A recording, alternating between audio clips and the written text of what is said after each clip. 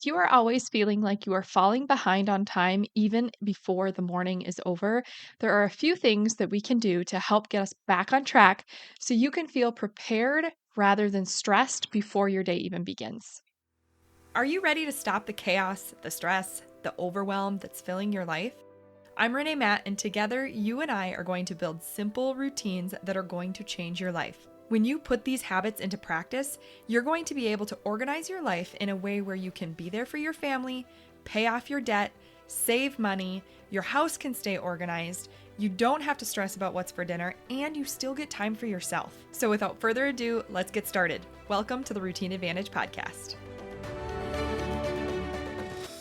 We always focus on our morning routine here on this podcast, and our morning routine is just part of our morning. We generally have a lot more going on in the mornings. And if you find that every day you are just feeling rushed, and even if you get time to have your morning routine, everything else just around you still feels a little chaotic and rushed, there are still things that we can do to help ensure that our mornings flow a little bit smoother because we definitely don't want to be starting our day feeling stressed if we don't have to. So, there are five things I want to talk about today that might help you if you find that you are often feeling really rushed to get ready in the mornings. Now, all of these that I'm talking about are going to probably seem really simple, but when you put them all together, they can really benefit you if you take them into consideration and start making some subtle changes. And pretty soon, you might find that you are no longer feeling so rushed and your mornings are actually kind of enjoyable. So, number one is to set your clothes out the night before. And if you have children, do this for your kids too. Or if they're old enough, then maybe they can do it themselves. But if you are responsible for getting yourself and others dressed, set out your clothes the night before so that you don't have to make that decision in the morning. It helps a ton just to alleviate all of the decision fatigue in the mornings. So if you can set out your clothes the night before, it takes that off your plate. And that goes for anything that is needing to be gathered in the morning. So it might just be your outfit, but it could also be your shoes, it could be backpacks, it could be lunches, breakfast, whatever you can. If you can prep it the day before to make your morning flow smoother, that alone will take a huge chunk of responsibility off your plate right away in the morning. Number two is to have a simple hair and makeup routine that is quick, but it makes you feel put together. Now, you can definitely spend more time doing your hair and makeup on certain mornings that you feel like you have a little bit more time. But when you have a really quick go to style for hair and makeup, it helps you to get ready in a very short amount of time, but you still feel really good going into your day. If you're also doing hair for your young ones, then this is a good option for you to have too, is to have a really quick go to style that you can do their hair very quickly and get them out the door. Number three is to know your day stack and use timers if needed. Now, if you are not familiar with the day stack, I have a lot of episodes going back. You can look at planning out your day using your day stack and time blocking. And that is what we talk about here. For time blocking, we use something that I like to call a day stack. And basically, what it is you plan out what you need to have done. So, your routines or the blocks of time that you need, and you have those chunks of time, and then you plug them into your day, and you're basically stacking everything on top of each other so you know the flow of your day, but then it's really easy to restack your day as needed. So if you kind of think of your day in like a vertical puzzle, and you've got, from 6 a.m. to 10 p.m. as your puzzle, your full puzzle, and then each time block of what you need to do is a chunk of that puzzle. So your morning routine might be, 20 minutes, and that is a 20-minute block in your day. And then you've got, 8 hours at work. So that's your work block. And then you've got your time for your dinner. So maybe you spend an hour making and having dinner and cleaning up. So you have an hour there. So what you're doing is you're creating blocks of how much time you need on each or with each focus. And then you stack them up in the order of how they should flow throughout your day. And when you need to, you can restack them or you can reorder them. But what's really cool about this and what's really effective is that when you are planning out your day like this, you start to understand how much time you need to dedicate to each thing.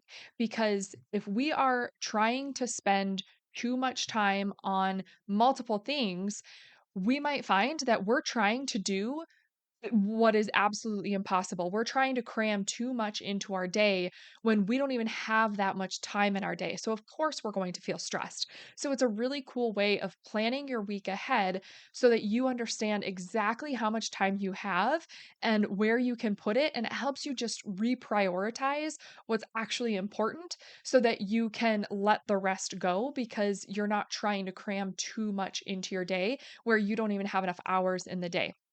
So when I think about your day stack, and if you have a stressful morning, you can kind of think about the day stack, but only focus on your morning at this point. So I like to think of my day as being divided into like three main parts. So I kind of have my morning time, my daytime, and then my evening time. For me, it works really well to do like 5:30 a.m. to 9 a.m. as like my morning chunk of time, and then I do 9 a.m. to 5 p.m. as my daytime, and then 5 p.m. to, whatever time I go to bed. So let's say 11 p.m. um, is my evening time.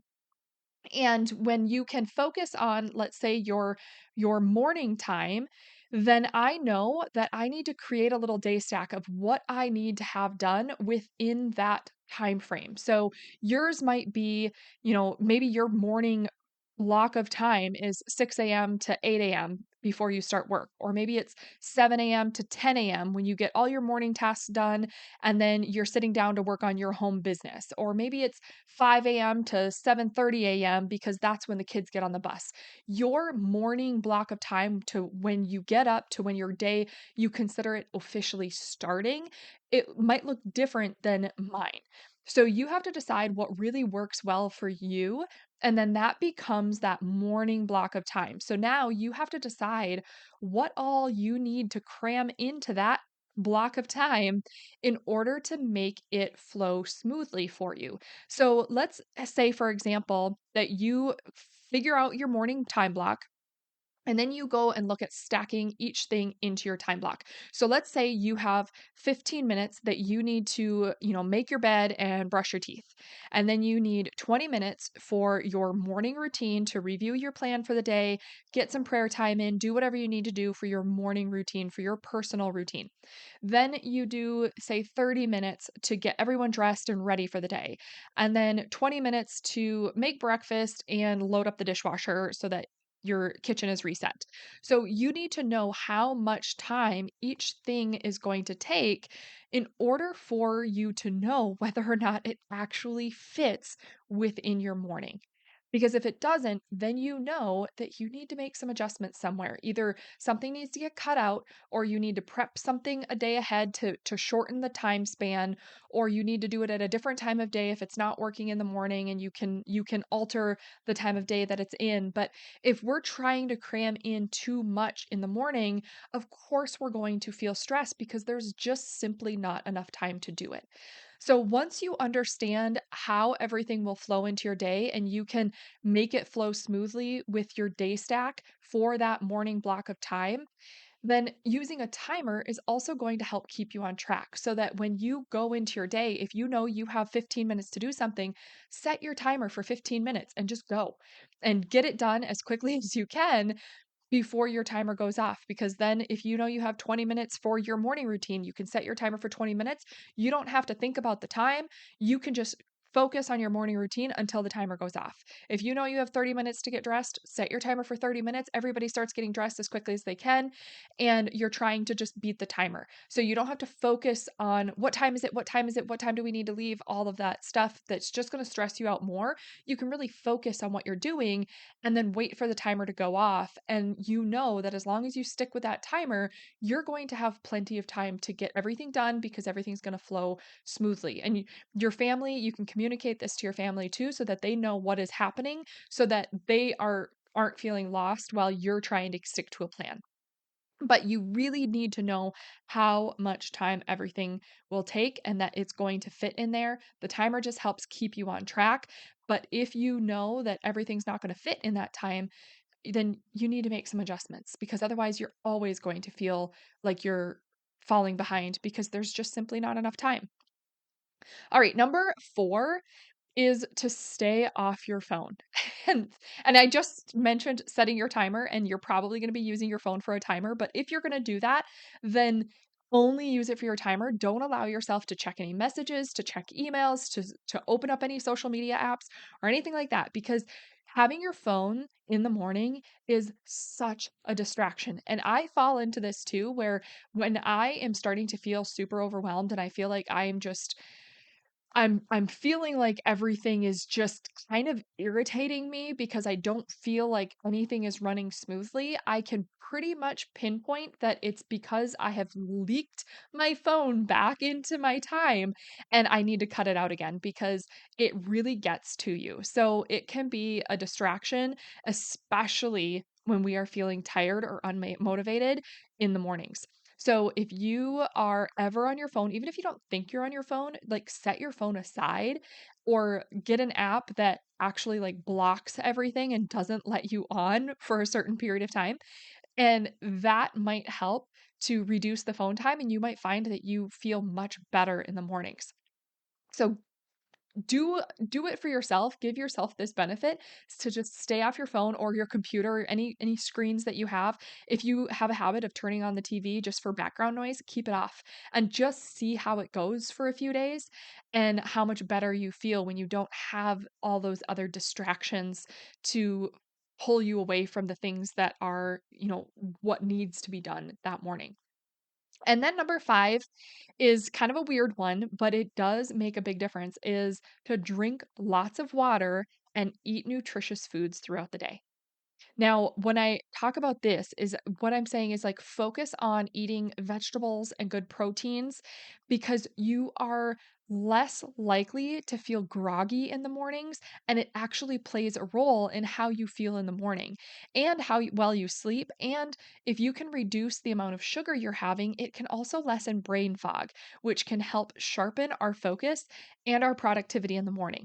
It sounds like it would be a weird thing to improve your time in the morning to eat better throughout the day and drink more water, but it really does. And when you can be consistent about drinking a lot of water and staying hydrated and eating really nutritious fruits, vegetables, and protein and getting those things in and reducing the amount of sugar you have, you will probably find that you feel so much more clarity in the mornings and you feel more productive and you're getting things done and you feel like you have a little bit more energy and time to spare in the mornings rather than just feeling bogged down and groggy and tired and feeling like everything is just so overwhelming in the mornings. So all of these do play a role. If you just need to focus on one to start and then pull the other ones in as you can.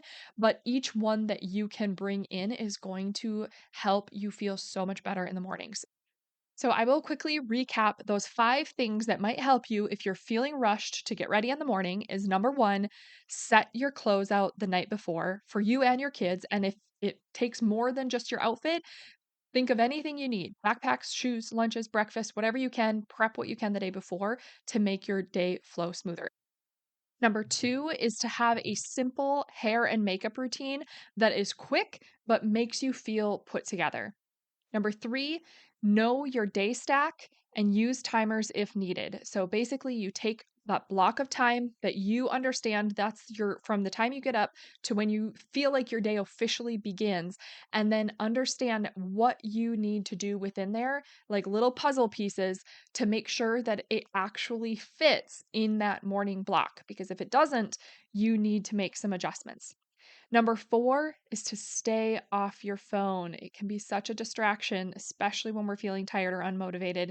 And number 5, to drink lots of water and eat nutritious foods throughout the day and try and reduce sugar because it can actually help lessen our brain fog and sharpen our focus and productivity in the mornings. And we will probably just sleep so much better and feel so much better in the mornings. So I hope that was helpful for you, and I will catch you back here on the next episode. Did you love that episode or learn something useful? If so, would you do me a huge favor? My goal is to grow this podcast and help as many women as I can break free from the overwhelm so they can truly enjoy their life. The best way for me to do this is for you to leave a 5-star written review on your podcast app and to share this episode with a friend or in your Instagram stories. I appreciate you being here. I hope you have a wonderful day, and I will see you on the next episode. Take care.